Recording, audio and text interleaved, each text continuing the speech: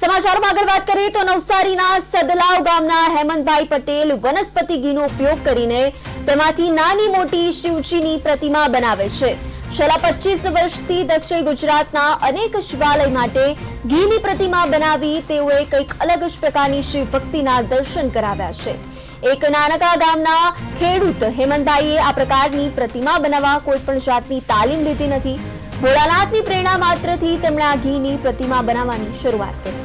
આ વર્ષે તેઓએ 21 જેટલી નાની મોટી શિવજીની પ્રતિમા, 35 જેટલા ઘીના કમળ, 15 જેટલા શિવજીના મુખ અને 14 જેટલા શિવલિંગ બનાવ્યા છે। જે પ્રતિમા દક્ષિણ ગુજરાતના મોટા સુપ્રસિદ્ધ મંદિરોમાં ભક્તોના દર્શનાર્થે શિવરાત્રીના દિવસે મૂકવામાં આવે છે।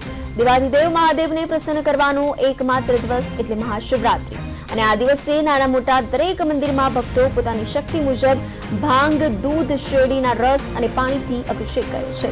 જુદા જુદા પ્રકારના અભિષેકની મહિમા સાથે ઘીની પ્રતિમા બનાવી તેની પૂજા કરવાની પણ અનોખી શ્રદ્ધા રહેલી છે।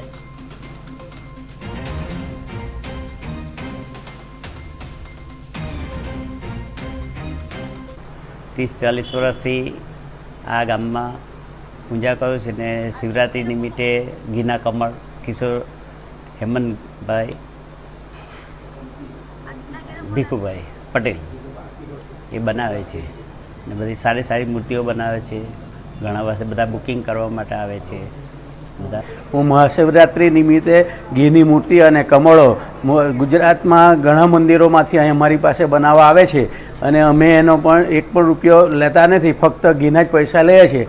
એટલું કરીને અમારી સેવા અમે પૂર્ણ કરી છે। મેં કોઈ જગ્યાએ ટ્રેનિંગ લીધી નથી અને કુદરતી મહાદેવની કૃપાથી જ હું આ મૂર્તિ બધી બનાવું છું।